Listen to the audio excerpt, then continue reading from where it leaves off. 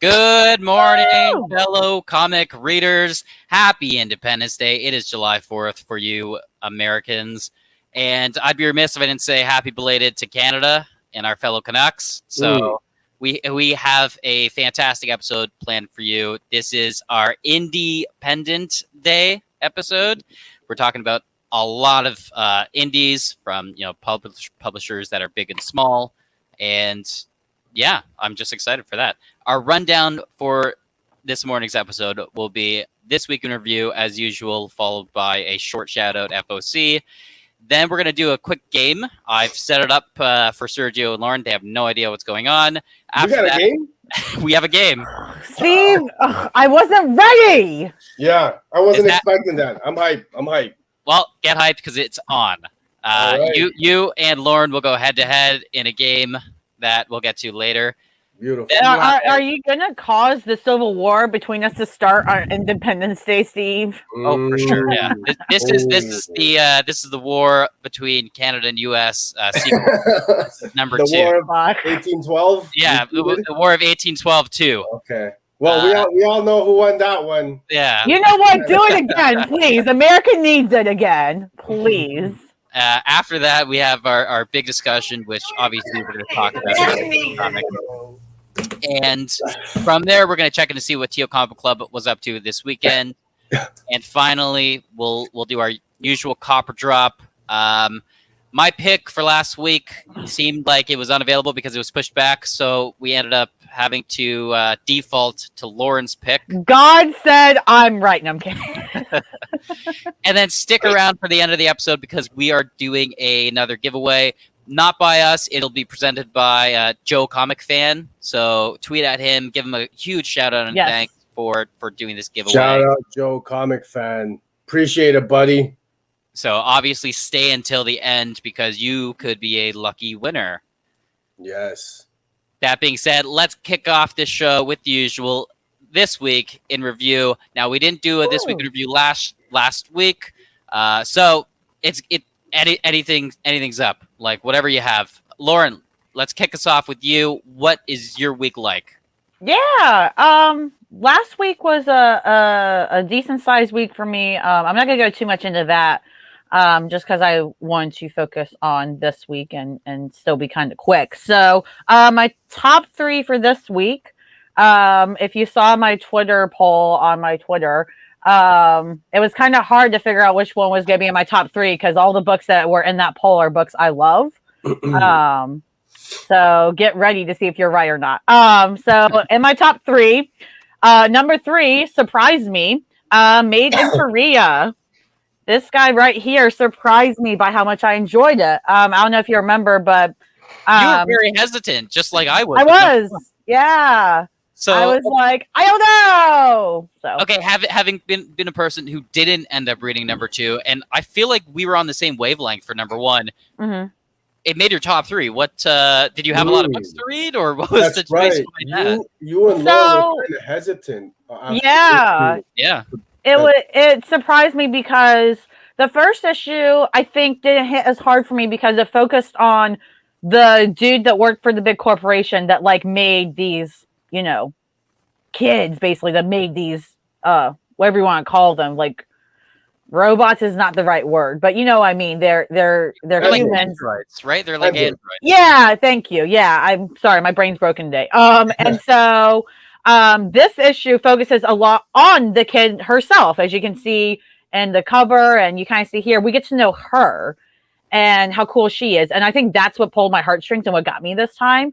It's not even that anything tragic necessarily happens in it. There's good and bad that happens in this issue, but like, I could relate to that. I could empathize more with this kid than I could this random dude who was just like, me, and I'm going to make this kid. And I was like, I don't care about him.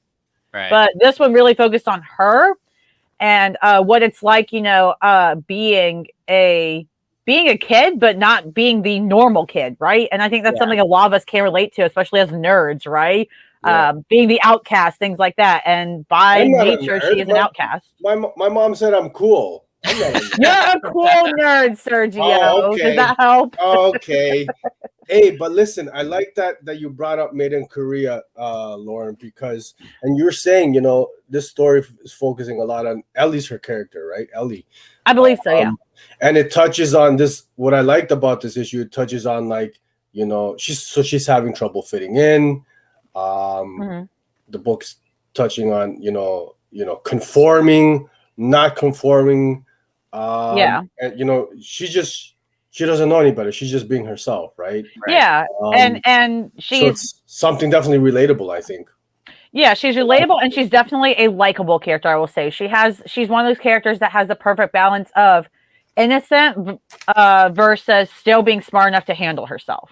So she's very innocent, but she's also not like completely stupid. She's still intelligent. And those can go together. That being said, though, because you were hesitant with number 1, did issue number 2 kind of quell some of your fears? Did it make you want to keep reading this then? Yeah, I'll get issue 3 of this, absolutely, because I like to focus on her. Now, if the series goes back to only focusing on Dude, and he's still in this issue, that dude, which is fine. I don't hate the dude. I think he's an important character. There's a reason he's in it. But yeah, I like the focus being on her the most. So as long as they continue that overall, even if they do have to focus on our characters here or there, so far I like it. So I'll be picking up issue 3. And yeah, Steve, you should pick it up. Okay, I'll have to check out number. Pick it up. Is this a miniseries or is it ongoing? I don't know, Sergio. Do you know? I'm just picking it up as it comes out. My brain is thinking it's a miniseries. Mini or an ongoing. I believe it's an ongoing. Okay. But yeah, I was digging Made in Korea. It didn't make my top 3, but it made my honorable mention. It was right there. I enjoyed it very much.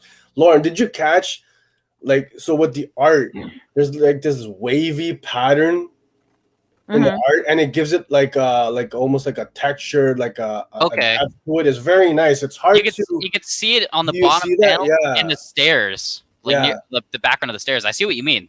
It's a really nice touch just to. It's kind of like a fingerprint in a way. Yeah, it's a fingerprint. It is, and that kind of goes with the theme of this, because a lot of the theme I see this going is kind of. I also like this because it went a path that I like to see discussed in with stories like this. Kind of like the show Westworld originally started with the first season, where it's like, what makes somebody human? What makes us more human than this girl who was made by us, but she's still fucking human as hell? Why do we think we're better than that?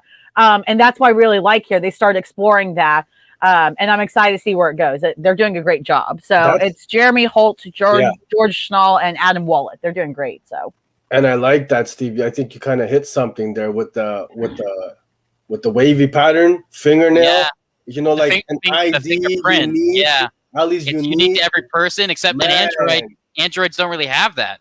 They're not really all that unique. Who says they don't? Again, we can debate that too. That's why we can debate all this. It's great. My headcanon is if they're manufactured, there's no way manufacturing company is making all these unique fingerprint IDs.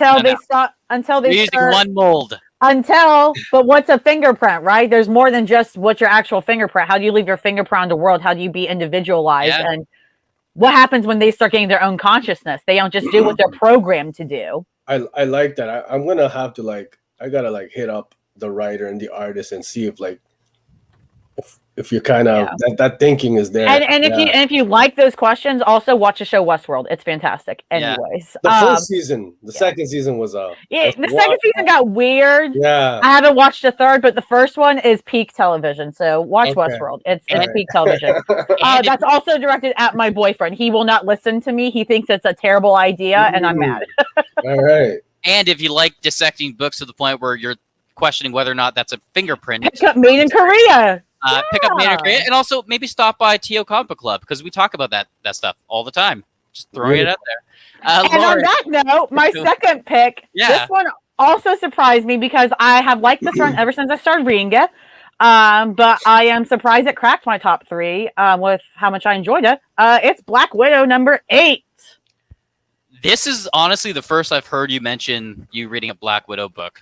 So I started reading it after I kept seeing people on Twitter being like, guys, I know everybody's talking Black Widow in the MCU and all that, but you got to read this current run. It's great. Kelly Thompson writes it.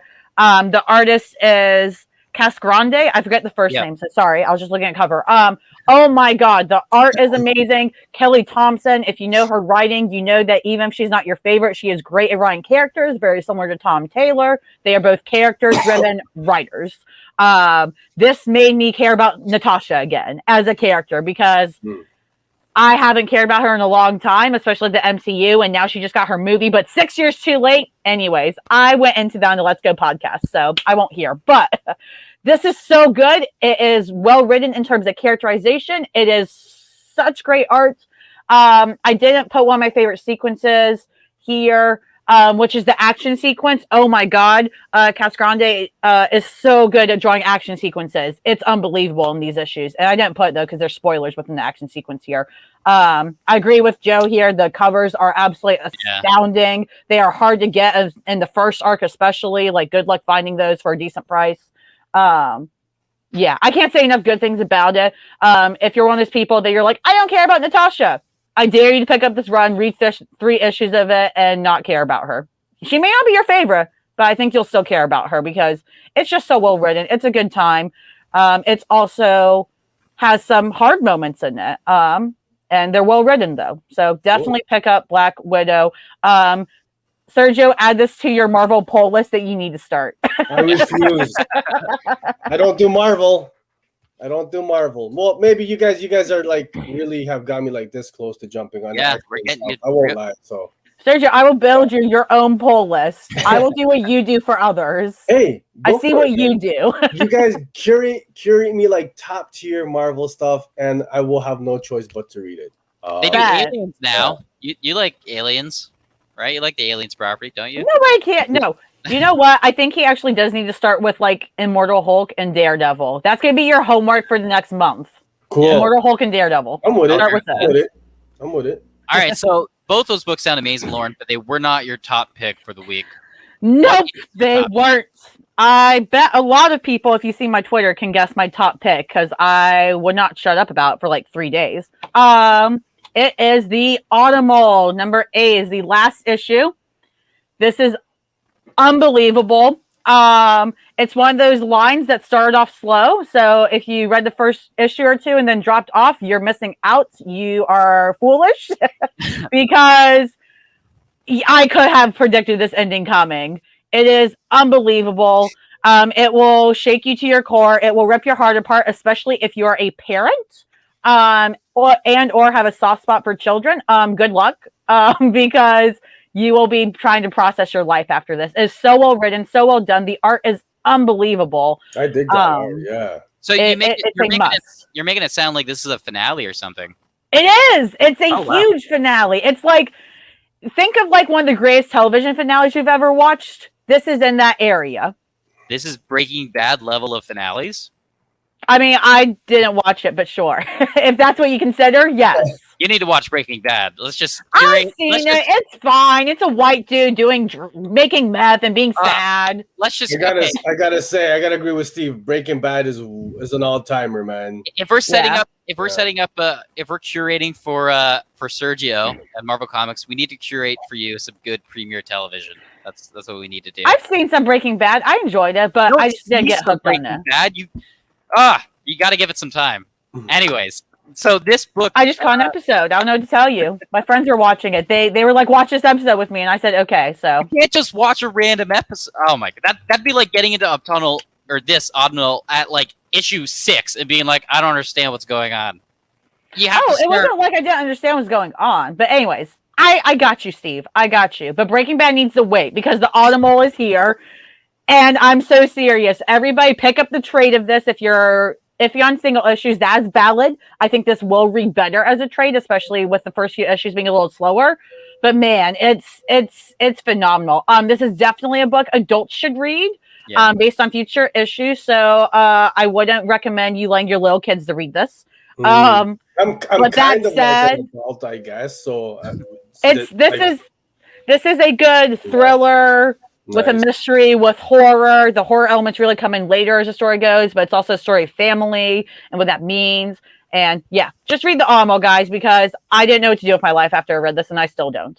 I will say the artwork in this is amazing, just like based off the coloring alone. Chris Sheehan, right? On art? Yes. Yeah.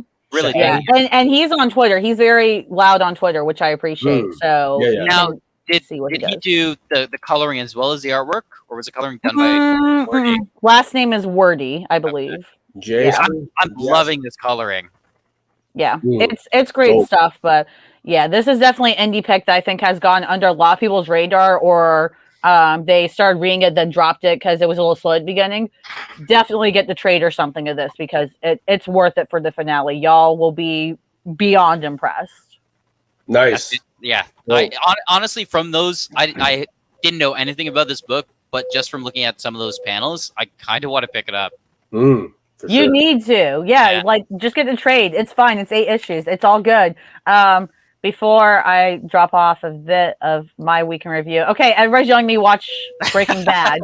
Look, okay, somebody set up a watch party for me. You want me to do a live reaction? I'll do it. I will watch Breaking Bad and react for you nerds.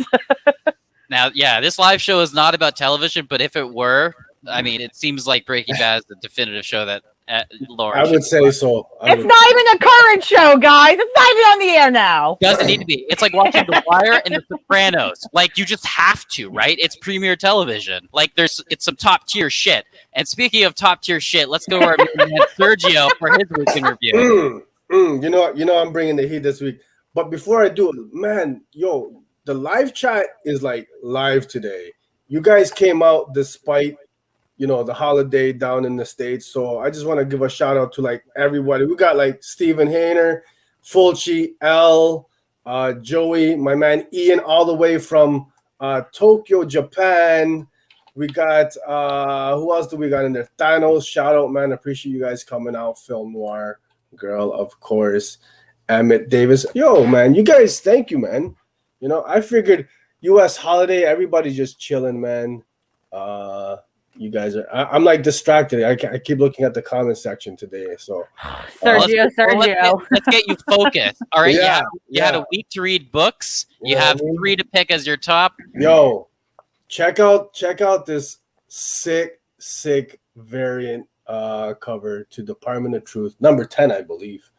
Not in my top 3, but I got that cover too. Yeah, gorgeous. I wish they made this like just a straight up virgin, or a print. Yeah, that would be sick. That was dope.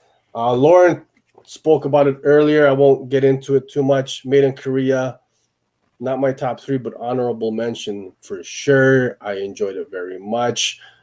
Definitely looking forward to issue number 3. My top 3, my number 3 pick, guys. Darling number 1. Never heard of it. Never heard of it either. You know what? The cover is gorgeous. I'm not seeing too many people talking about this on the timeline, and that's unfortunate because Darling number 1 was very, very good. I kind of went into this book blind. I didn't know very much about it. To be honest, I saw the cover, and I'm like, yo, this looks interesting. I'm digging the art, the color palette right off the bat. So I picked it up, I grabbed it, and I gotta say, man, I was blown away. It was so it's set in New York City, 1981.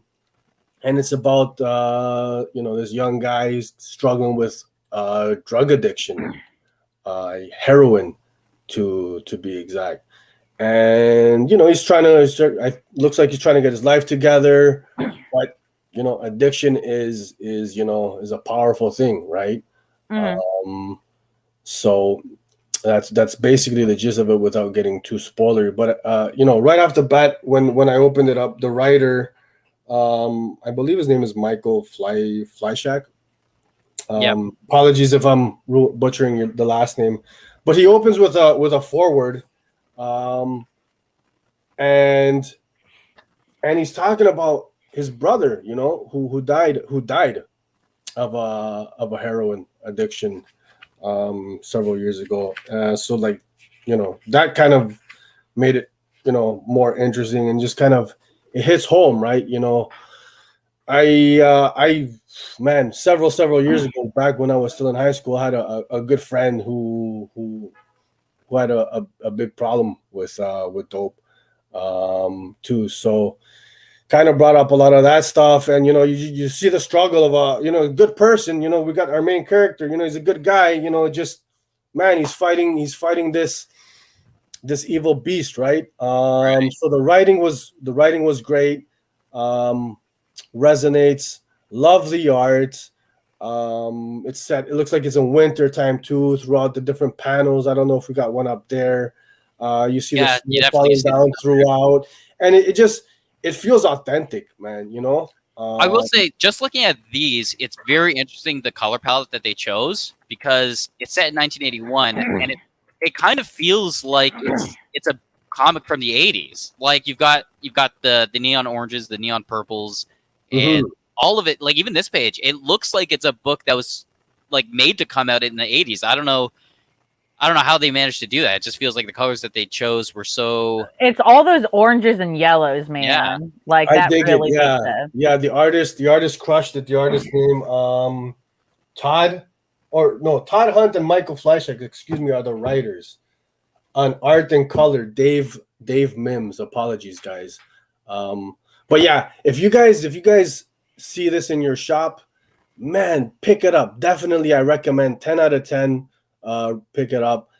Very, very good, interesting stuff. But it's only your number 3, right? That's only my number 3, bro. So only my number 3. So if people had an option to pick, Darling or this other book, your number 2, Yeah. it seems like your number 2 would win, right? Well, I don't know. That's tough to say. I'd probably go with Darling because it's a number 1. It's something different. I got to support those indie guys. This is from Source Press, Darling.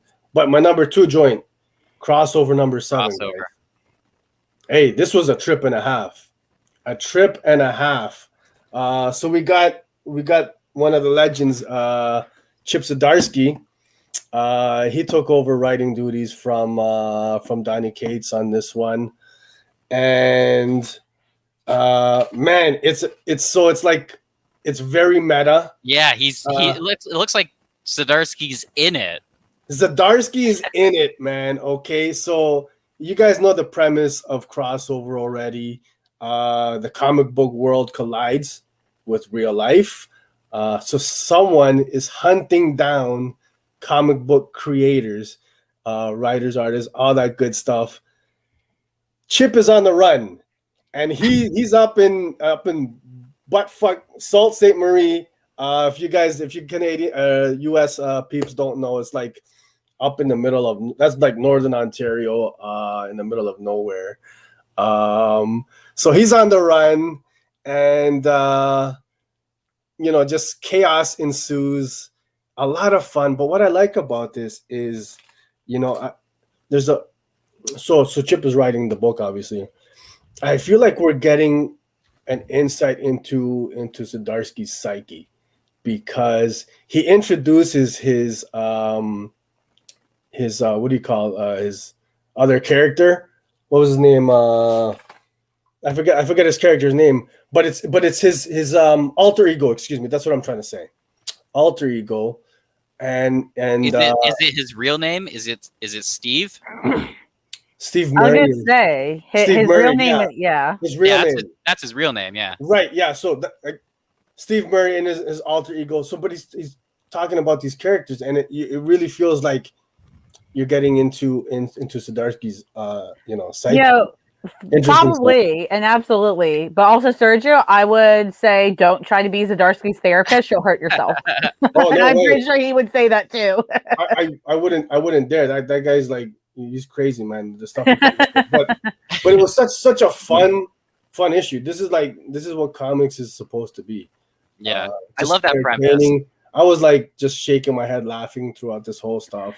Yeah, and I like seeing a return, even though I don't read this. I like seeing a return in a lot of indie comics, especially too, just silly stuff that is really ridiculous. If you think about it too hard, you're like, that's so dumb.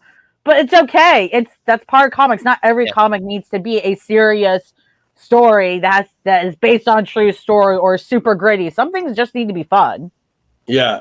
So Thanos is he's got it. So yeah, he's using his he's talking about his alter ego, his social persona, Chip, versus his real life, Steve Murray. I love that. And dude, it is such a trip. If you guys dropped crossover for whatever reason, just get back into it just for this issue alone. Crazy stuff, lots of fun. My number one pick, though. Oh, you guys already know. A shocker to no one. You guys, I mean, raise your hand if you're shocked. you guys already know my favorite book. This bad boy right I think here. it's against Sergio's religion. If that Texas Blood comes out and it's not his number one pick, everybody be ready for the day that happens, because it won't happen. But if it does, it's over. Will never happen. So Never.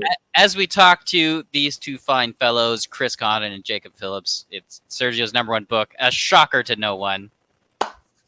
It was great. Hey, by the way, if you guys didn't know, Steve, Lauren, did you guys know we had Chris Condon and Jacob Phillips on the show last week? Yeah, man. Crazy, Sergio, right? also, if you didn't know, you Hmm. also did an advanced review on this very issue We did.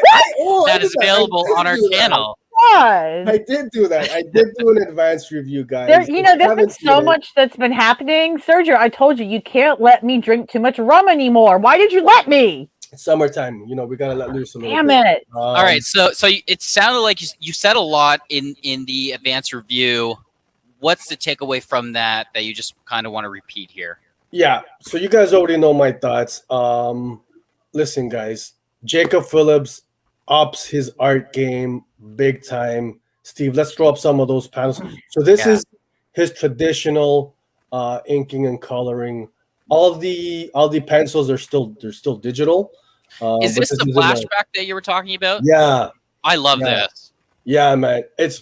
I love this dude, man. I love how he kind of mutes his color palette, and it has a textury feel look to it.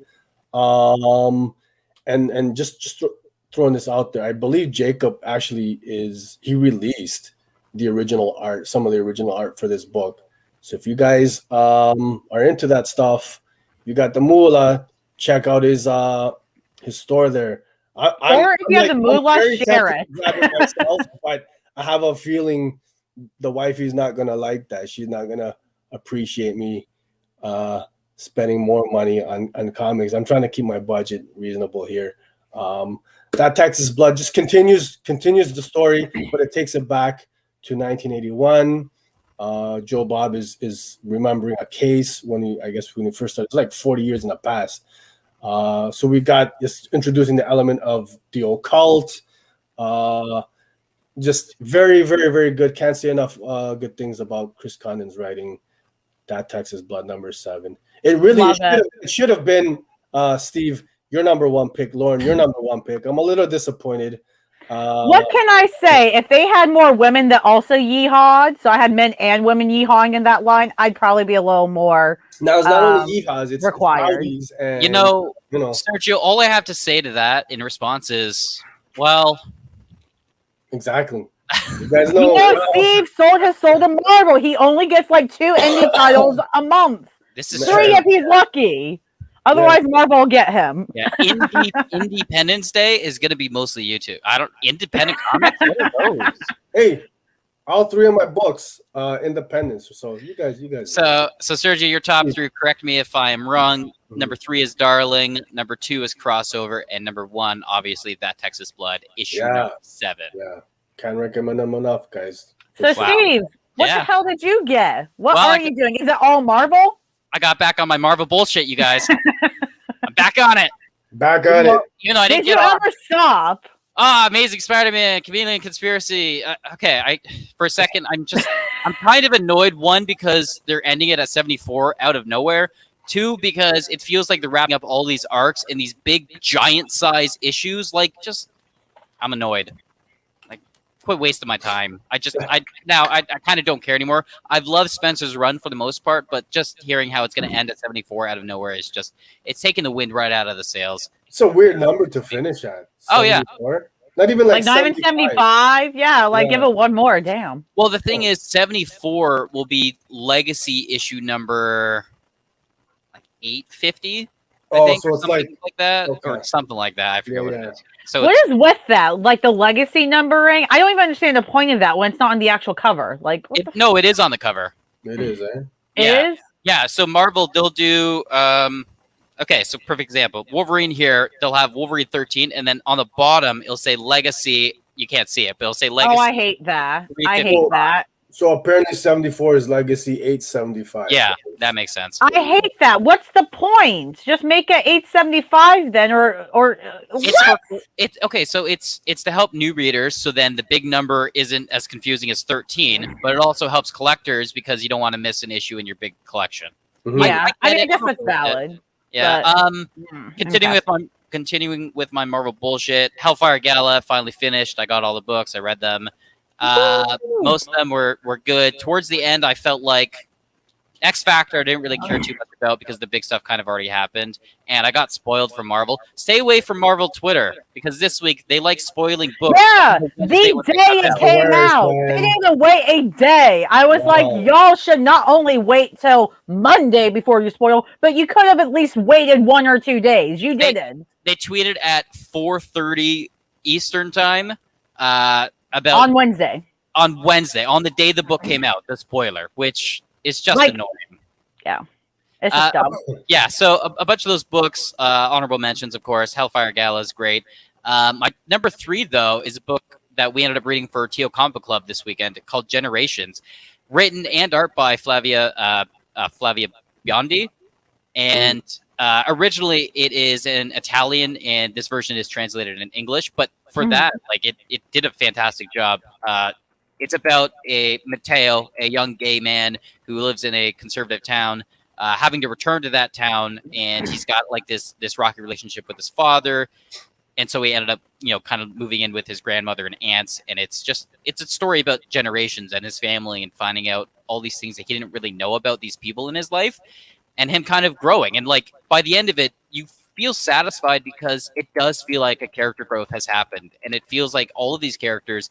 None of them are villains. Some of them may have differing opinions, but that's the world, right? We're all gray in a way. And I love the depiction of how realistic it is to be in a family. And maybe not everyone, accepts everything that you do or every opinion that you have, but your family at the end of it. I love this book. Honestly, check it out if you haven't yet. It's phenomenal. Steve, who's this from? I don't know. I couldn't tell you. Yeah? Yeah, I don't know.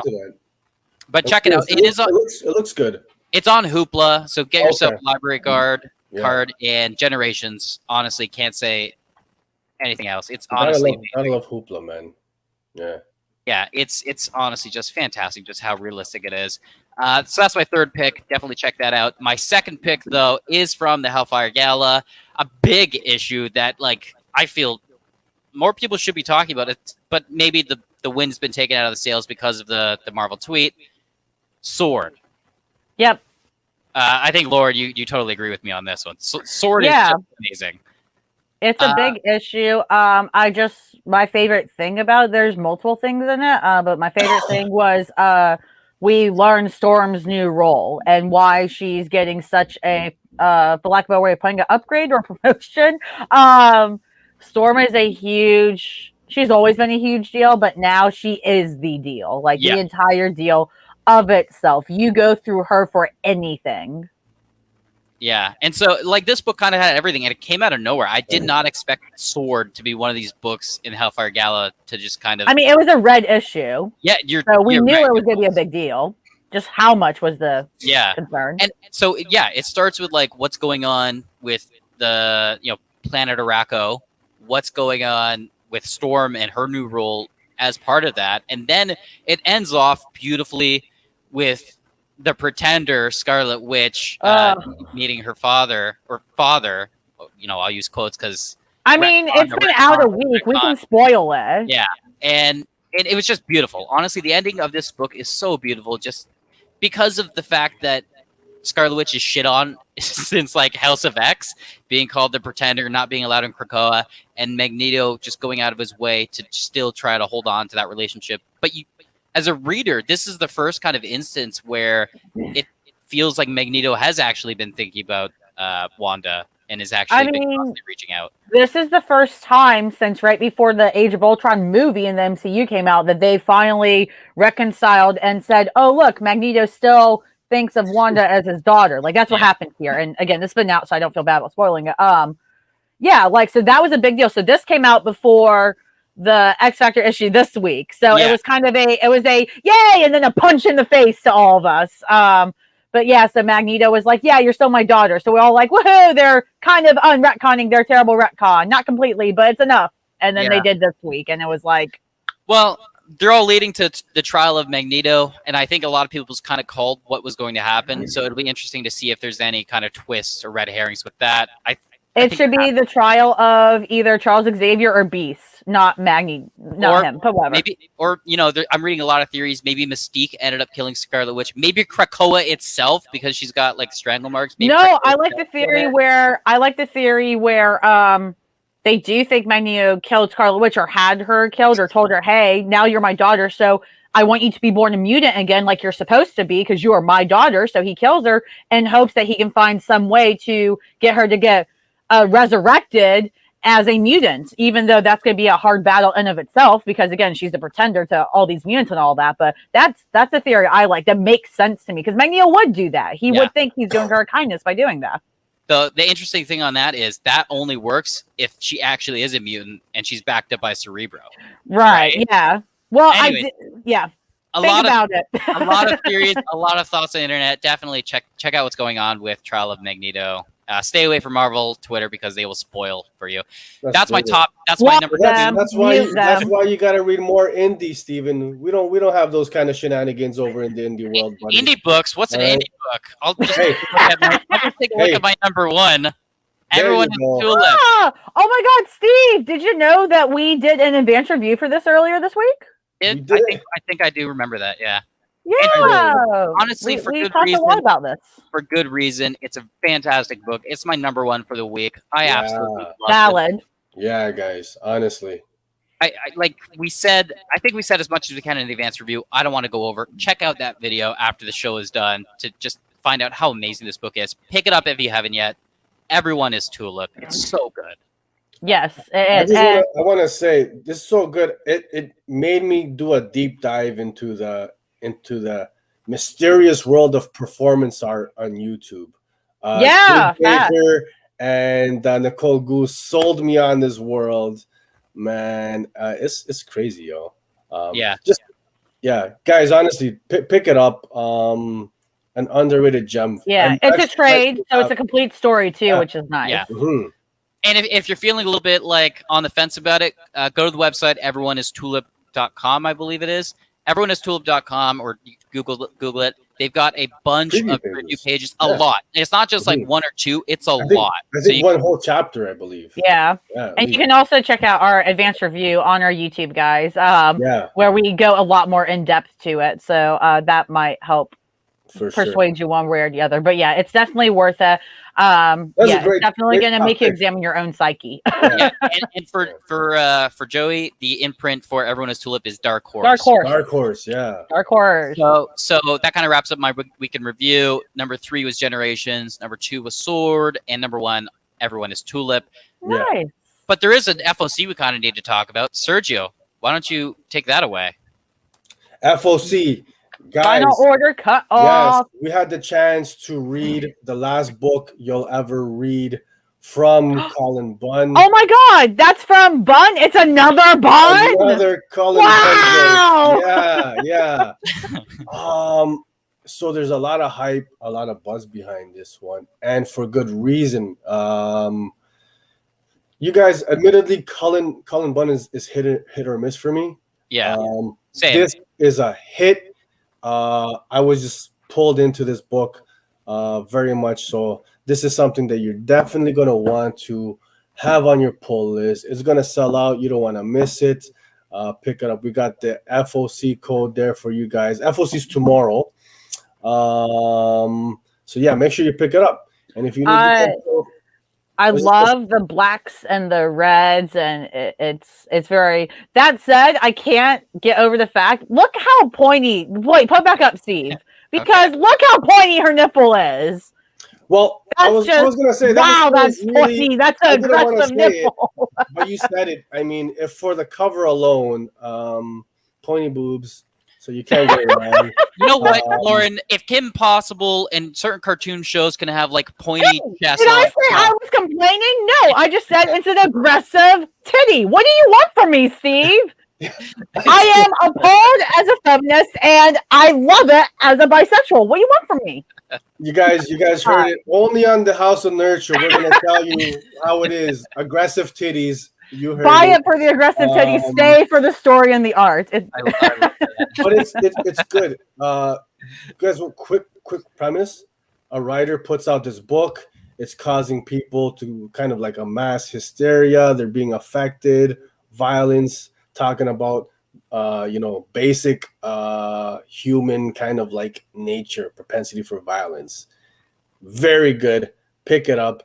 You guys know, if you need to, hit me up, shoot me an email, shoot me a DM. I can add to pull list. And yeah, Joey, that's not body shaming. I was just saying good for the boob. I love it for them. Like, I have no problem. I love aggressive titties. That's just hilarious.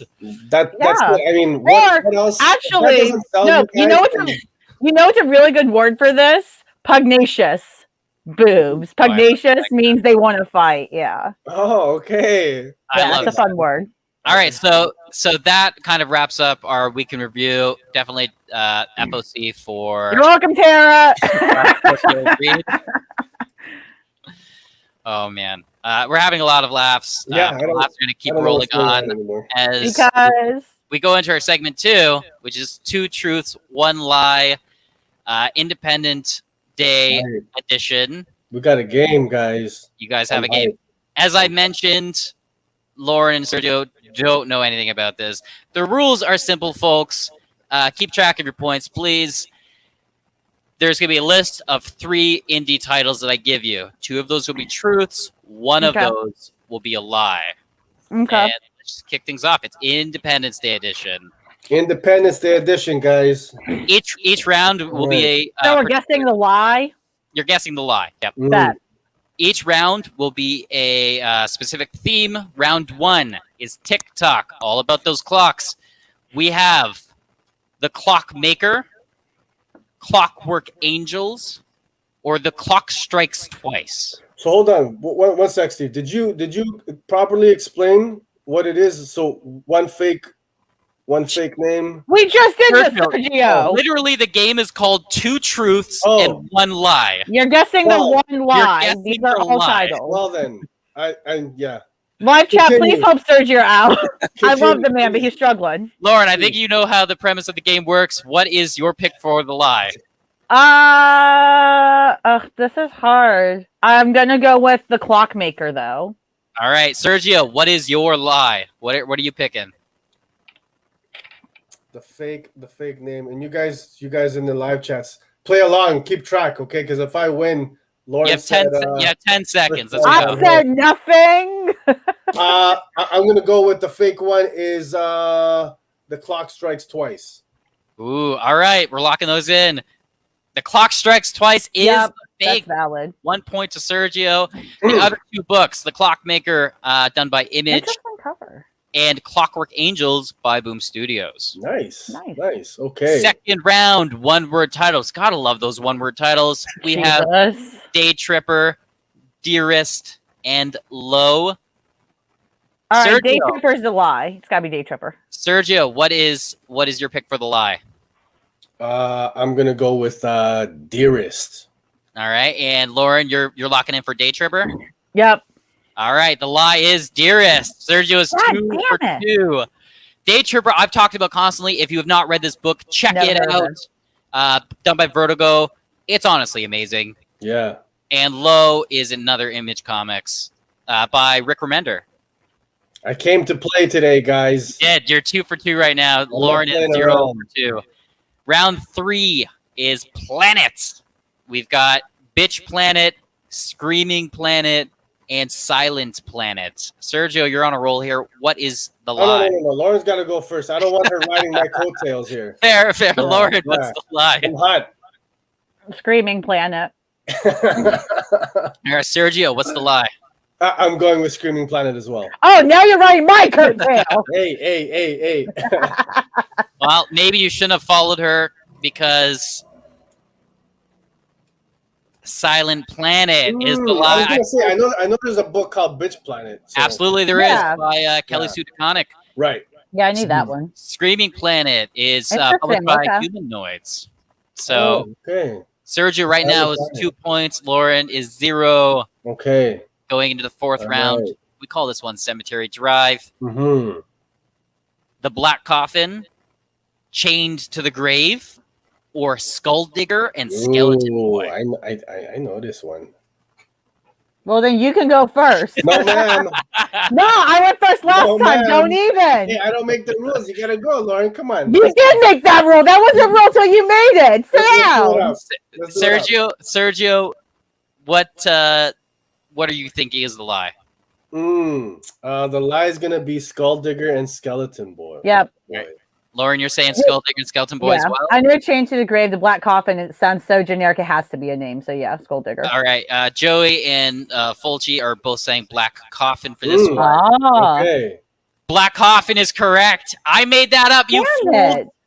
And you know what? I was debating knew that because was the I was answer. like, I was debating because I was like, would I didn't Steve want make Lauren that to get the point because I know she was gonna copy my pick. So No, well, I was debating a third one because I was like, well, that one, I'm not sure if Steve would get that creative with it, and I should have done that one because, yeah, there's no way you're that creative. No way at all. Chained to the Grave is by IDW and Skull Digger and Skeleton Boy. I saw that name and I was like, that's a fantastic name. It has to be going into it. Nice. It's done by Dark Horse. So right now, I think Sergio, you're still up by 2 points. Now, round 5, all about Born Again. We've got zombies coming back from the dead. We have Awakened. We have Revival and Lazarus. Lauren. Revival. All right, you're saying Revival? Yep. Sergio, what's the fake? The fake one. I know this one. The fake one's Awakened. All right. Yeah. God damn it. That would be a good name for a book. Why is that not it? And it's the fake. It's such a good. I was so surprised that's not a name. To be Right, honest, that's what I'm saying. That would be such a good one. It's better than Revival. Yeah. I knew Lazarus. I'm trademarking that. Revival is by Image, and That's Lazarus disappointing. is also by Lazarus Image. is pretty right? decent. Greg Rucka, man, that's a good one. If you guys haven't, by the way, if you guys haven't read Lazarus, you should. Recommend it, man. You should. Yeah. So Serge is right now leading by 3. You know what? I can give it to him because all he reads is indie. This is rigged against me. All he reads is indie. If this is Marvel DC, I'd slaughter him. Round 6. Okay. It's getting heated up in here. We have Burn, Blackfire, or Molotov. Ooh, this is a tough one. Yeah. This is a tough one. Lauren. I know the answer. Blackfire. You're saying Blackfire? Yep, and I'm wrong. I believe the fake name is Blackfire. All right. Our chat is not thinking anything. So both of you are going with Blackfire. The fake out is Molotov. No what way. The heck? It was either Blackfire or Molotov. Really? It's such a great name, right? I want to write a book. Steve, you should just you should just create titles for books. What the hell? We have Burn, Zardy book, and same with Blackfire. Both of those are books. Molotov is not though, so I'm gonna TM a bunch of these because they're fantastic titles. You need to do it before other creators watch this. Round 7 is A Mouthful of Words. Our first option is And One Head Can Never Die, Phantom on the Scan, and The Silence of Our Friends. The Silence of Our Friends. All right, Sergio, what are you saying is the lie? It's totally the first one. I'm gonna be mad. It's a tough one. You're coming up with good ones here, Steven. I know. Man, very creative. Steven, we're back to the full name, Sergio. Oh yeah. I'm gonna say the fake title is The Silence of Our Friends. All right. Both of you are wrong, and one. Yeah, I knew it right after I said it. You should have changed your answer, Lauren. I'm trying to play fair. Once I say it, it's over for me. We have Phantom on the Scan, published by Aftershock. I'm surprised you don't know that. Yeah. And The Silence of Our Friends great. is a book as well. All right. Round 8. How about these guards, yo? We've got the old guard, the northern guard, Oh, or the this is evil. There's always one that's obviously though not it, and then there's two that are like, come on. Sergio. What is your? Oh, for the chat, you could just say A, B, or C. There you go. Yeah. Oscar's got I'm the going There with the you go. Northern Guard. Oscar's the also fake saying one? northern guard. Sergio, what do you think? I'm gonna go the fake one is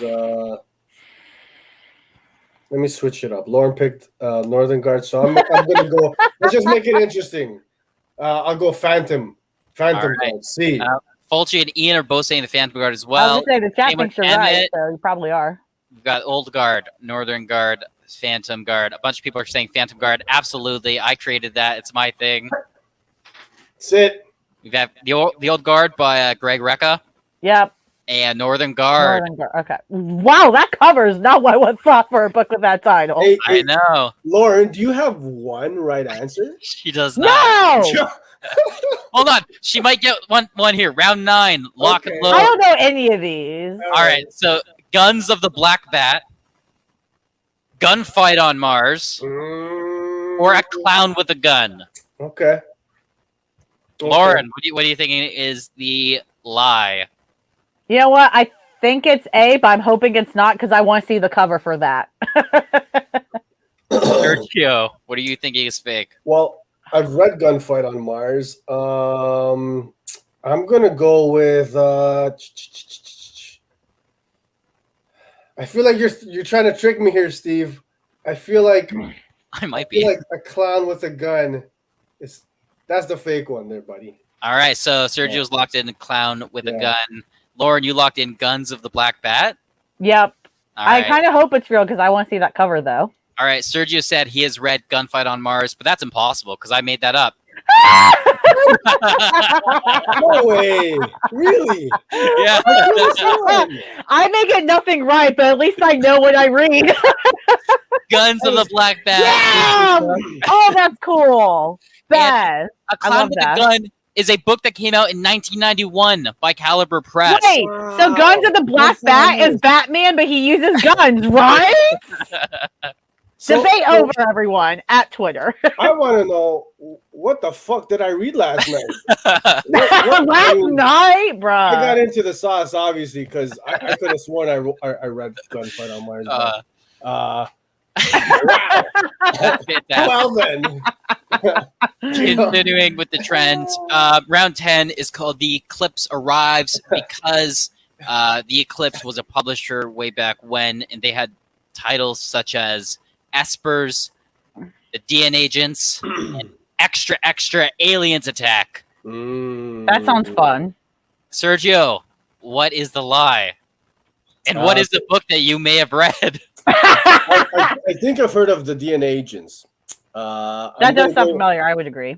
I'm gonna go. The fake one is Aliens Attack. All right. Yeah. You're saying C, Extra Extra Aliens It's Attack. between A and C for me. I feel like it has to be C though. I feel like C isn't a title. It's like a subtext or subtitle on the cover. So I'm gonna go with C just because of that. So if it's Espers, I'm gonna come get you, Steve. Fulci's going with Espers. Joe Comic Fan's going with Espers. Yeah. I think Son of Joe a C. Steve! And the correct answer, the Y'all lie, just want me to hurt Steve. Poor Steve. is Extra Extra. Lauren gets one. I got one! Yeah!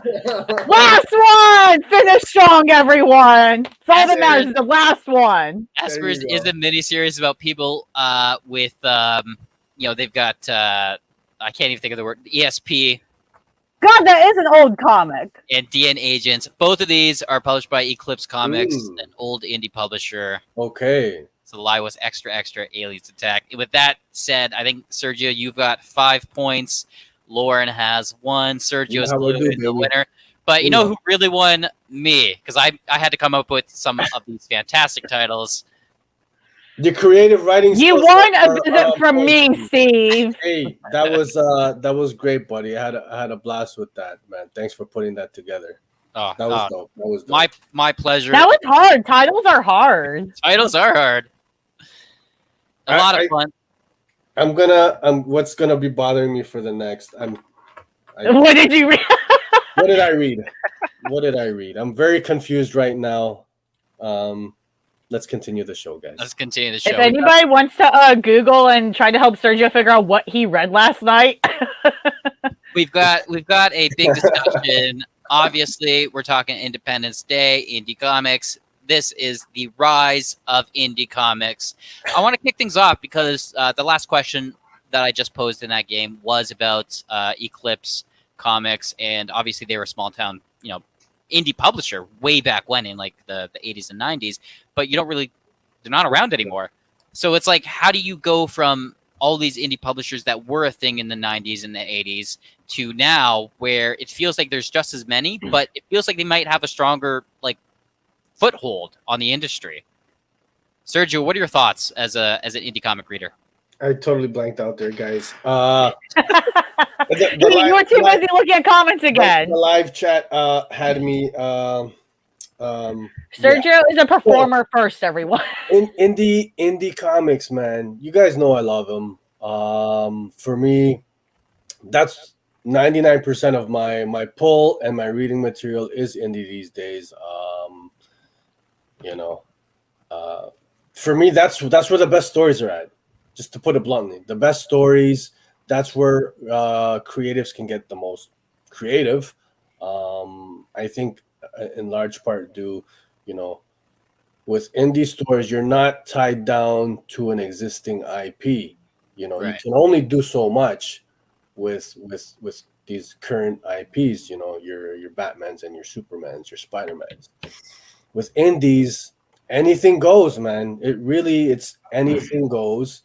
You're only limited by the imagination. Yeah. The writer and the artist. I love the stories that are being told. The bottom line, that's what it comes down to for me. It's interesting that there's kind of a weight to them because, with a Marvel or DC, all the time to go back to the status quo with these characters. And sure, there's canon and that's been around forever, but for the most part, when a writer is done or an artist, they're done.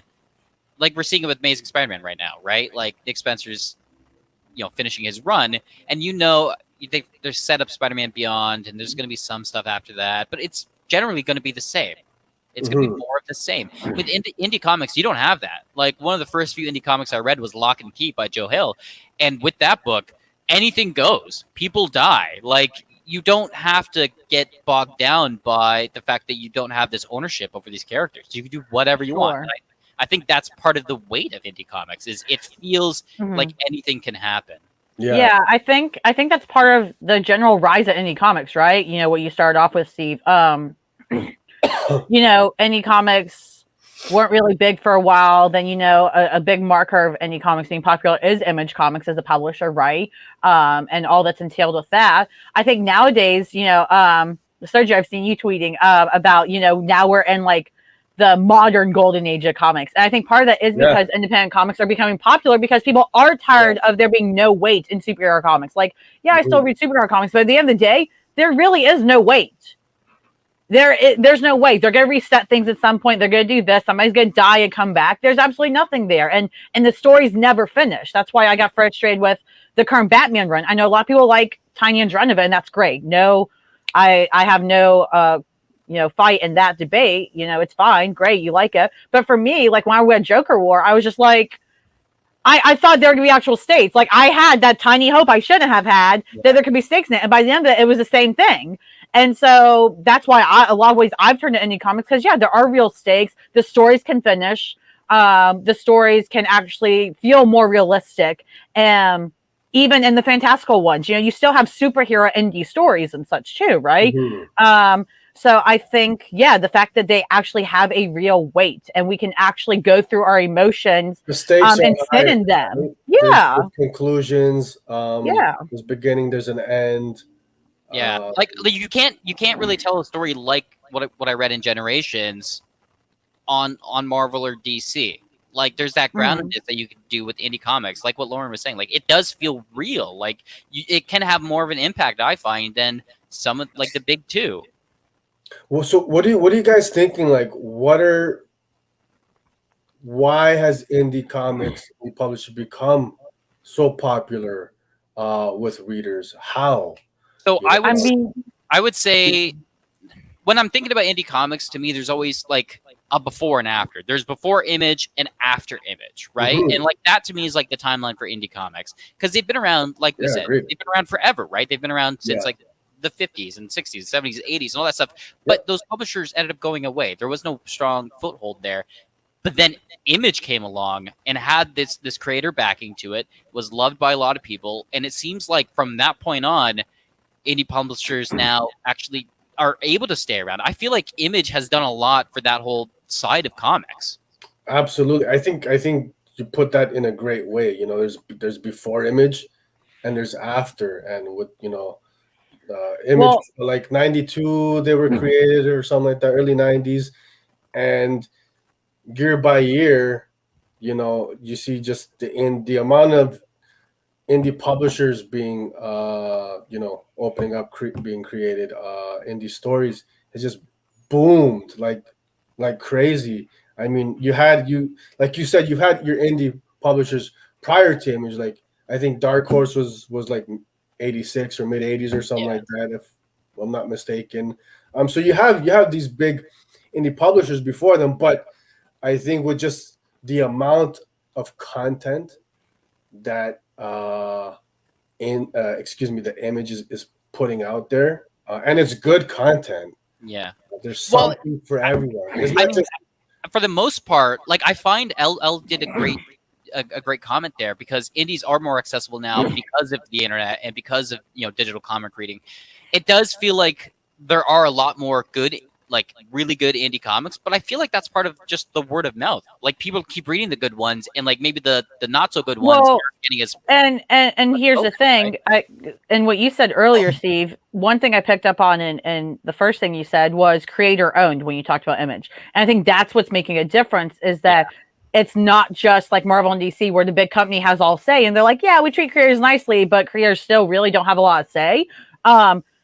They're not only creators having a say, but they are creator owned. I mean, Yeah. Image is creator owned. Other publishers in a lot of ways are as well, depending on the publisher. And I think that's what makes a difference because they're not focused on giving the fans everything they want. They're not focused on giving editorial and corporate everything they want. They're focused on doing what the stories they want to tell. So it's not even about us. It's about the stories they want to tell and them having the proper medium and the proper accessibility to be able to do it themselves. And we get so much better quality content then. The quality goes from here to here in an instant just because it's creator owned, just because creators can say what they want and do what they think is needed for their story and for the art that goes with it and all that stuff. And so I think more people should own their stuff and more people should be able to control what they want to do.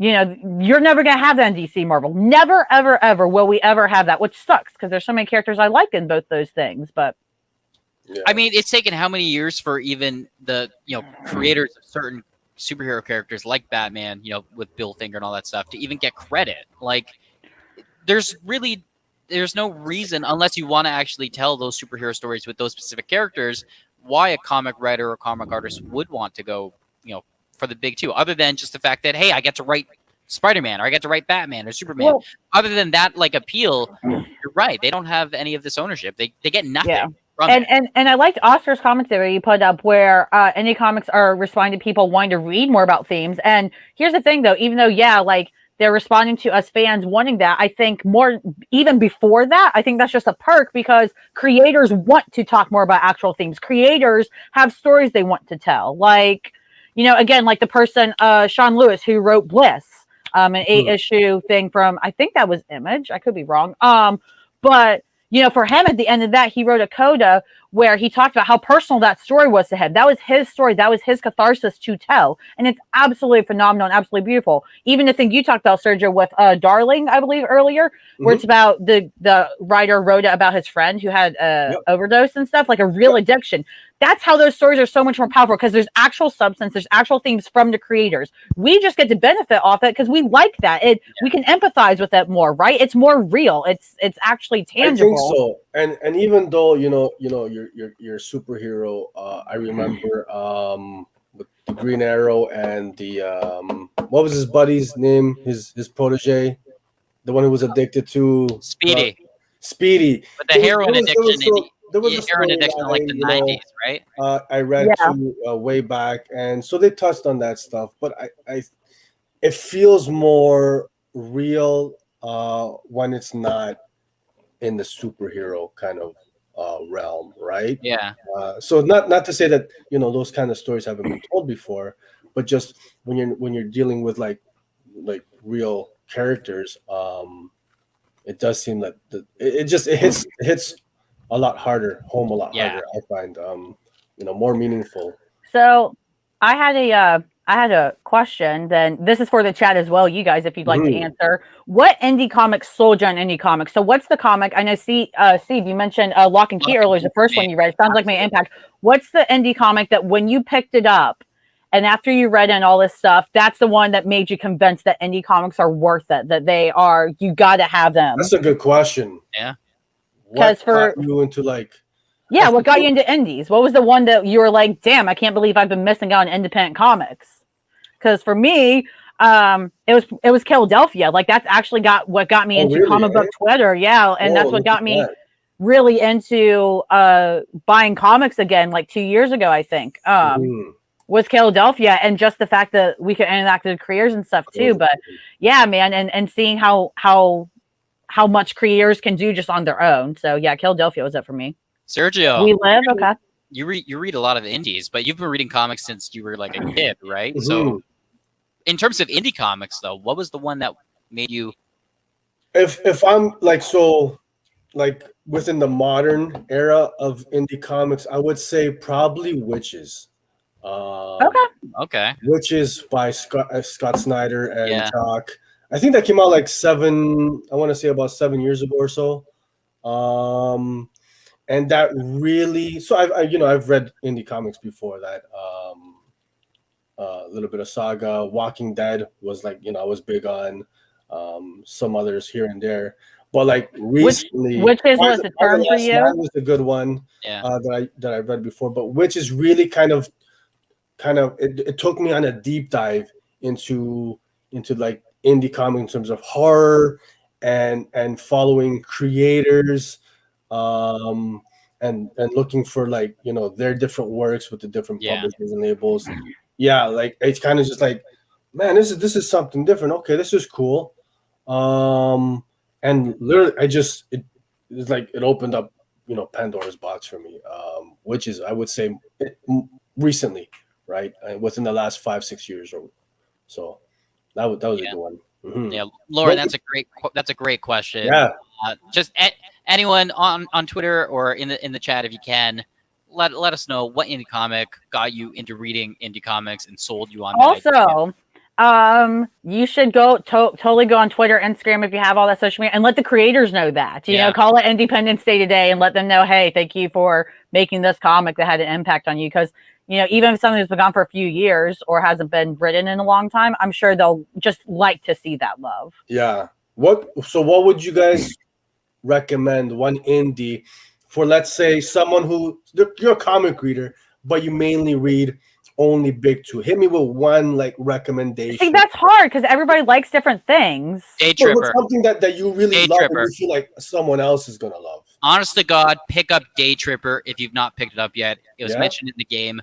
Honestly, if I didn't read Lock and Key before Day Tripper is really the one that sold me on how impactful they could be. Lock and Key sold me on the idea of, a creator-owned thing, they can do whatever they want. That's kind of cool. Right. Day Tripper's the one where it felt like it was like a prestige comic. It felt like something had changed in me after reading it. Like I actually wanted to like go back and rethink things. And Day Tripper. Yeah. Who's that from, Steve? Gabriel Ba and Fabio Moon, I believe. And I don't remember the publisher. Okay, I'll look into it. But yeah. It sounds so okay. Lauren. I do want to mention one that a lot of people don't know about, which shocks me because it's so good, and I'm so mad how underrated it is. The Kill Lock. I had never heard of it, and somebody on Twitter at some point told me to look into it, so I read it, and it's unbelievable how good it is. Mhm. Y'all have got to read the Kill Lock. Like, everybody should be reading it. It's only like 6 issues or something. But it's so good, and it could be a whole universe. And the fact that it's underrated means it's not getting a universe, which is frustrating. But it's so good. So yeah, the Kill Lock is unbelievable. Okay, I haven't heard of that. So Yeah, Sergio, what about for you? What's one book you would recommend? I'd say like right now for current readers, I'd got to go with Layla Starr, The Many Desolate. Yeah, that's valid. That's I agree. That's for me. I would say like without a doubt, easily my top books like ever read. Okay, and we've only got 3 issues. It's that good, and the thing is, I know sometimes it can come off as like, oh, it's current, it's in your head, and you're always hyping up like No, but it's what's worth coming up, like, it. Yeah. but I'm honestly telling you, it is that good. That in Blue It and is. Green for me. Just read Ram B stuff. Yeah. Yeah, He's one of the honestly, best. Lauren, yes, just read any of Ram stuff, any of his indie stuff, and you guys, like, for guys who maybe don't normally read independent comics, read his stuff and you love Jeff it. Lemire's really good. I don't know Too. Vaughn. Yeah, but- Ryan K. Vaughn, Saga, Ah, others like Saga's like the big one, right? He did Why the Last Paper Man, Girls, Paper Girls, Why the Last Yeah. Man. I So- would definitely check out those. yeah. So yeah, definitely support indie comics, everybody.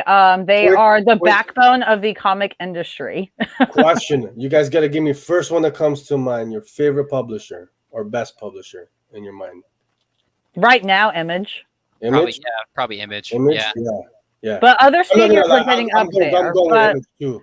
They I put mean, out so much too. it's hard because Image has been around so long. So there's all this catalog of stuff I know is good. Whereas a lot of the current ones that are great, they're doing phenomenal. They just don't have as big as a catalog yet that I can lean back on to say, oh yeah, they're my all-time favorite. But other studios are catching up. Like Aftershock, I've been very impressed with. Aftershock is one of my favorites. Scout Comics is another favorite of mine Vault right for now. me is right there. They're right there, right after. Yeah. They're so good. I've gone this close to getting their monthly subscription box, but I'm like, I can't handle more monthly subscriptions. But With they're Scout? really great. Yeah, Yeah. but they're great. I mean, there's a lot of publishers to choose from, just like it was before Image, so it is after Image, but it feels like all of them are going to stick around a lot longer. Yeah. That being said, definitely hit us up on Twitter at House of Nerds Show and let us know which indie comics are your favorite. Obviously, shout out the creators of that and just share what actually got you into indie comics. This has been a discussion on the rise of independent comics. And Steve, where can people talk weekly about a lot of other comics, including indies? Fantastic segue, Lauren. I love that. Man, yeah, you guys are on point with the segue. I gotta step my segue game up. You can do if you like indie comics or comics of anything, you can definitely check out TO Comic Book Club on Twitter at TO Comic Book Club. There you will find a link to our Discord. You're already doing it in the chat. I see you people talking. Do that on TO Comic Book Club. It's open to anybody. There's no regions, no borders. Check us out because you missed out on a great read, Generations. If you haven't yet, get a library card, pick up Hoopla, or just go and buy the book. Pick up and read Generations. It's a fantastic book. And next Saturday, if you haven't already, put it in your calendar, 3 p.m. Eastern time, because we are going to be discussing Silver Surfer, New Dawn. It's my boy. In case you don't know, I also love Surfer. This is a recent run, right? Like this is like 2012-ish.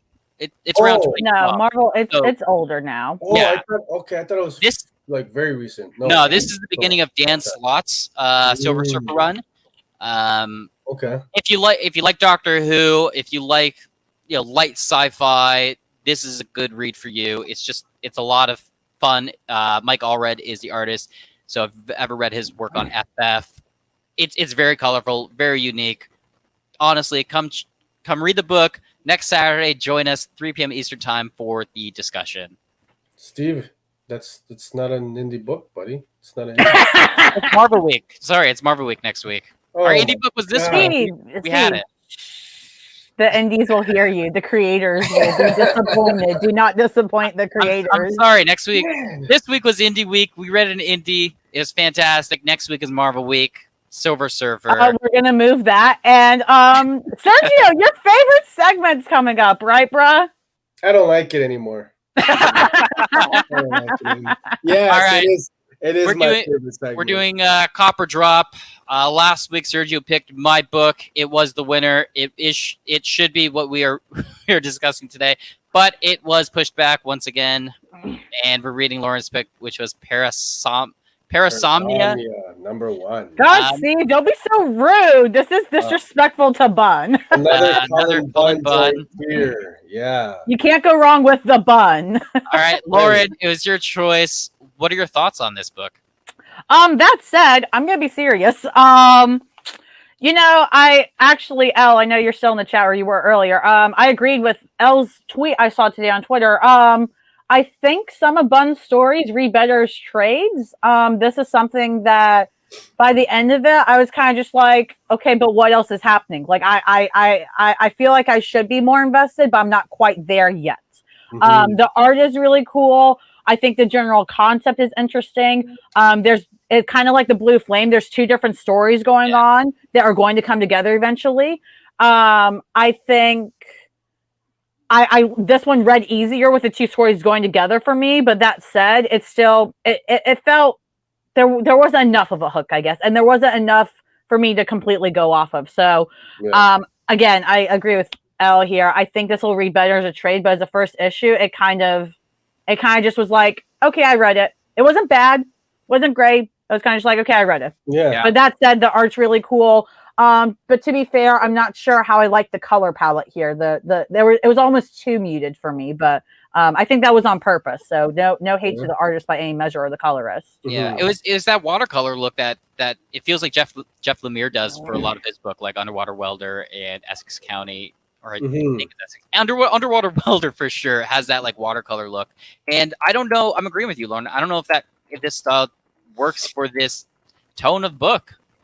I don't know. Sergio, what are your thoughts? Just to touch on for the style for the tone of book, I think it works actually perfectly. The art style because he's in a dreamscape, right, in a dream world. But then what about this scene where the girl's in the car? Well, see, that's what I was thinking because I was reading it, and at first I was trying to figure out the differentiation between the dream world color-wise versus the regular scape, and they're too similar to me in the coloring. Yeah. They're not different enough, and that's what threw me off. Agreed. There could have been like more in terms of the art to differentiate. Just some more of a color balance difference. That's the only thing I would say about that. Otherwise, the art fits, but the coloring is weird.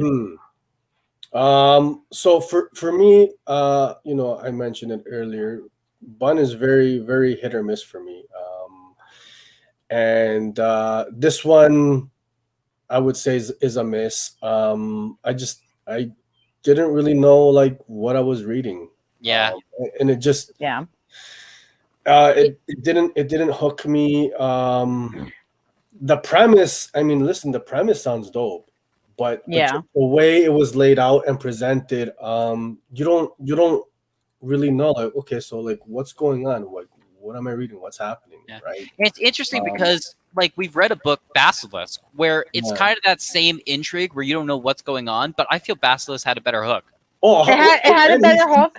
He set it up great.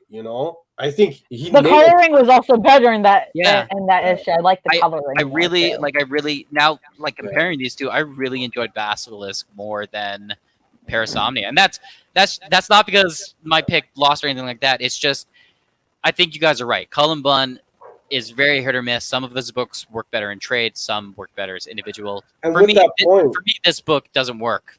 Me, with that point, I'm very curious. Like, I want to like say, what was that one that we dropped? I think last month. That other book of his, Shadow Man. Shadow Man. Something like, more, particularly with Parasomnia. So I'm gonna say it's a drop for me. Right. But I will say, like, I'm going to read the trade because it does feel like this is something that would read with Can we the can we issues consecutively. You know what I can mean? we add like a third option to Copper Drop now? It's Wait Copper for Drop or wait for the trade. You know. Cop drop Like or that's the wait. exception. But Yeah. so Yeah. for me, and you know, again, So Sergio, I love some upon stuff, but this one is just it didn't hit for me. so Sergio, if you had the option to say wait for the trade instead of drop, would you, or would you say just drop it in general? I would definitely say wait for the trade. Yeah. Okay. Yeah, for sure. Because I think we should try that third option. What do you think, Steve? Like, it could be. I'm always up for called waiting Copper for Drop. trades. We can't do that. We can't do that. We can't do that. No. All right, Lauren. Okay, for Copper Drop, Lauren, if you had to just choose Copper Drop, it sounds like you're a drop too. Yeah, I am, unfortunately. Again, it sounds really cool because the dreamscape and everything. Like, I'm somebody that loves that kind of thing. That's why I picked it for the Copper Drop last week. But yeah, I do think it's a miss on this first issue. Mhm. I would say wait for the trade. But that said, I also can't guarantee it because I haven't read the trade. So yeah, it's a drop for me. Yeah, and I agree with both of you. This is a drop for me. If you want it, in my opinion, if you want a good issue #1 by Bond, check out Basilisk. That book, Basilisk was dope. it looked great. It had a great premise. It hit everything that it needed to. Number 2 comes out this week too on Wednesday. Basilisk number 2 comes out on Wednesday, so pick that up, guys. Yeah. That one was a cop. So Parasomnia, for all of us here, House of Nerd Show, we're saying it's a drop. And now, that's the thing with us, guys. You know, we're gonna keep it 100. We're gonna keep it real. We're gonna give you honest opinions. You guys might enjoy it. Yeah. I feel like we should make a shirt that says "Keeping It 100," Sergio, because you say that every time, and I feel like we should also make Copper Drop shirts. Would anyone buy a Copper Drop shirt? I don't know. Let us know. And speaking of Copper Drop, our part 2 of Copper Drop, one of you has to convince me to read a book. Yep. Sergio, I feel like you need to kick things off. What book are you? Didn't you say I was going first? Yeah, you can't just change things. Did I? Yes. Lauren, go first then if you want to. I don't care. Sell me. Sell you? That sounds like a lot of work. Okay, you know what? Here. We've got Ordinary Gods #1. If you haven't heard of this, you should. It's a big book that's coming out. It's from Kyle Higgins, who is writing Radiant Black. I see Higgins. That's interesting. Yep, he writes Radiant Black right now. Great book, by the way. This is from Image. This just sounds so cool. It stands for God Country. It's the luminary, the prodigy, the brute, and the trickster, the innovator. 5 gods from a realm beyond our own, leaders in the war of immortals. At least they were before they were trapped and sent to a planet, made into a prison, and then they had to be forced into an endless cycle of human death and reincarnation. Hints of Layla Starr, right? Also has a story with Christopher's 22. He's got 2 loving parents and a 12-year-old sister. He's in therapy, but he's also one of the 5, which means in order to save everyone he cares about, he will have to reconnect with his past lives and do the unthinkable, become a god again. So this sounds like, #1, if it hits as hard as it sounds, this could be easily auctioned off for a TV show or movie, and it should be if it's good. Yeah. And I've also had the honor of being able to see a early copy of this, a couple pages from it, and it's fantastic. So I can't say enough about how good Kyle Higgins has been doing lately, how cool a concept like this is. Reminds me of Stronghold from Aftershock, which was one of my favorites that got cut short, in terms of examining how gods interact with just us little humans and all. I think it's definitely worth checking out, regardless if we choose it for Copper Drop. All right. Honestly, it sounds like a great book. Sergio, how are you going to top that? Stop lying, Steve. It doesn't. It really Sergio, you want to pick that up, especially when you heard it's for fans of God Country. No, ma'am. No, ma'am. All right. What are you selling? No Ghosts in Hiroshima, #1 from Scout Comics. Scout is putting out that heat, man. We've been digging their books here on the House and the show. No Ghosts in Hiroshima. Man, okay, first of all, look at that cover. That's pretty badass, right? That's pretty... It's cool. It's cool, right. Steve. Don't sell me on the cover. Sell me on the book. So this is the best part. This is the synopsis. Dr. James Henriksen is racked with guilt because of a mistake he made many years ago. He believes he has unwittingly condemned an innocent soul to eternal suffering and pain. In an attempt to set things right, he has worked for years to invent a way to free the soul from hell. And then it goes on. His efforts have stirred demonic attention by those who see this as a way to seize power in hell. Chased by these demons, Dr. Henriksen is badly injured and is forced to hand over his discoveries to his prized pupil, a medical intern named Dr. Gabriel Oldman. Why doesn't the summary just say what the whole book is? Hey, right, like I feel like I just read the book. That's so much. So to finish it off, imploring him to deliver a briefcase to an old friend before it's too late. This sounds like a roller coaster ride. This sounds crazy. I feel like I just went on a roller coaster. You got demons running rampant. You got cool cars. Looks like the art is dope. That whole summary sounds like a movie trailer that just gave the best parts of the movie because they know it may not be as good. I don't know, bro. I'm telling you, I'm hyped to pick this one up, man. It's Scout. You can't go wrong. That artwork looks pretty badass. If the interiors look anything like that, then look at that. We got love. We got love. I wonder why that got Ian specifically. Hold on. Another one. Hold on. Wait.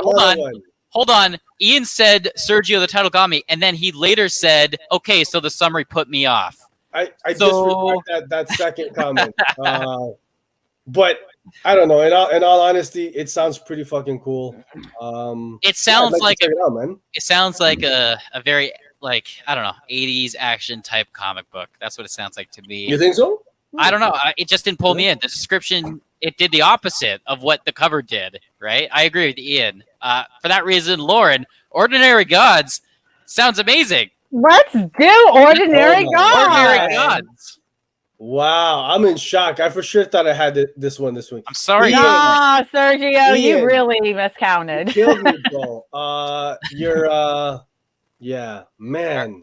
Okay. Next Sunday, come back because we are going to discuss Ordinary Gods #1 for Copper Drop. Ian's out in Japan, so he wasn't feeling that whole. He's like, bro, that's where I live at, man. That's where I stay at, man. Yeah. Steven agrees with me. I got screwed again. We should have gone. You know where he really gets screwed? On his OnlyFans. Check it out, as he would say. Link in bio. Link in bio. Oh my god. All right. I don't know how to segue out of that. Okay, so Ordinary Gods #1 next week. Okay. Ordinary Gods #1 next week. That's not the end of the show, though, because, like we said earlier, we are doing a giveaway by Joe Comic Fan. Oh, sorry, guys. Yes. Man, listen, I want to give a special shout out and thank you to my main man, Joe from Twitter, Joe Comic Fan. He was kind and generous enough to provide these books to our lucky winner, man. And what are the books? That Texas Blood, number 1 through 6, including a variant cover for issue number 2. So you got 7 books total. Okay, so it's the individual issues, not the trade. Okay. Oh, damn. Floppies, man. That's how good that Texas Blood is. He's just like he told me, he's like, listen, guys, we just got to get readers on this. So whoever gets this, you guys are gonna enjoy it if you haven't already read it. So are we ready to spin that wheel? Yeah. I got a little wheelie thingy. Oh, there you go. You right got here. it up already. Beautiful. Lauren, since you've got it up, let's shuffle the deck 3 times. That would be Steve, buddy. Oh, Steve, do you got it? I can't. Or do you have it, Sergio? It's on your screen. Okay. Let me. Sorry, guys. Sergio really struggles with tech. He's getting it. See, that's 1 shuffle. That's 2. That's 3 shovels, and you guys can all see we got everybody in there who entered via Twitter and Instagram. So good luck. Let's see who win this. And oh, hold on! Before we spin, I believe we should say that this is only for people in Canada and people in the U.S. Yes. So if by chance you missed that stipulation, it is unfortunately open. Well, U.S. and Canada, but we'll do something next for the international peoples. Yeah. You know how it goes. Let's Sorry, find out Ian. who this lucky winner is of this That Texas Bud giveaway, man. Here we go. Here we go. Here we go. Here we go. We're doing it. We're doing it. Who's it gonna be? Who's it gonna be? Who's it gonna be? Oh, We I think got have a winner. we got Real Tarks 9. I love that. Look at that. Look at that. Okay. Congratulations, man. We will be contacting you. Excuse me, Yeah. contacting you. We're gonna get your details, all that good stuff. And yeah, we're gonna get those books out to you. Once again, very much thank you, Joe, man. You're a real one for this one. Hooking up the House of Nerd Familia with some. Yes, thank you, Joe. We really appreciate it. And again, if there's any other people watching that want to do stuff like that, do giveaways or have ideas to collab with us or anything, let us know. We want to do more with you guys. We're just still growing and chugging along. So hit us up. Follow us on Twitter, I'm all that jelly, good stuff. guys, and I'll be honest, man. I created 5 burner accounts to hopefully win for myself. They're that good, but it didn't work. Joe's in the chats again. Yeah, thank you so much, brother. I appreciate that, man. So Sergio, hopefully next one. Sergio, you just said you've got a bunch of burner accounts and Yeah. a lot of burner at Twitter handles. But what's your real at Twitter handle if people want to hit you up? My real Twitter handle, guys, insert name INC. You guys can find me insert name comics on Instagram. And please, if you guys are looking for any issues, I do pull lists. I do take all kinds of requests. You can email me or DM me. Email is insertnamecomics.inc@gmail.com. And before we get out of here, or let me kick it off to Lauren, then I got a little something. Lauren, where can everybody find you at? Yeah, I'm on Twitter at Friendly Neighborhood Bi. That's BI. You can also find my Instagram in the link below. All our links, by the way, guys, in case we're talking too fast, that's how it goes. Check the description below for all our links, including Steve's, mine, Sergio's, Teal Club, all the good stuff. Also, make sure you're liking our videos, subscribing, ringing that bell. I heard Steven earlier in the chat telling people to do that. So thank you, Steven, for being our own little cheerleader. But yeah, please do that, guys. It makes all the difference. It's really quick and easy. Just do a couple clicks. We really do appreciate it. I was just about to say that, if we still got you here, man, please hit that like, hit that subscribe, hit that bell notification. Otherwise, Steven's going to take it out on me again. And I don't know if I can handle. Wait, Steve, me or Steve from the chat? No, you, Steve. Me? Yeah. Lauren knows. Don't act so innocent, Steve. When I don't, let him know. Just a normal comic reader. Sergio, just for calling him by his full name multiple times, you're going to get it later too. I'm gonna hear it. Guys. So it's gonna happen. If you see Steve, where can we find you when you're not bothering Sergio? when I'm not harassing Sergio in real life, harassing him on Twitter via @stovepost. You can also join us on Discord. Go to the Twitter @Teal Comic Book Club. There you'll find the Discord link. If you want to continue this conversation, do it there. And that being said, if you stumbled upon this video and you're like, these guys are great, how can I find out more what they do? @House of Nerd Show on Twitter. And come back next Sunday. Real quick. Sorry, Steve. I forgot. Sorry to have a better segue. Our Tales and Techno Horror Advance review that we meant to post this past Monday, but then we didn't because the release date got pushed back. Tales and Techno Horror comes out this Wednesday from Scout Comics. It's fantastic. We will be putting up our advanced review for that tomorrow. So again, make sure you have the bell rung so when it's posted. Follow us on Twitter. It'll be up tomorrow at 3:00. Yeah. So be sure to check that out. Let us know what you think, comment, all that great stuff. And Sergio, what did you want to say before we leave? Just thank you to everybody for coming out, man. I know it's the long weekend. It's a holiday. As usual, appreciate the love and support. Everybody who comes out, catches the replays. We love you. Tune in next Sunday. We're going to see you same time, same bad channel, all that. Yeah, and to our Americans, have a happy 4th of July. Watch out for drunk drivers, please. Yeah. God, they're the worst. Stay safe, y'all. The worst. Happy reading.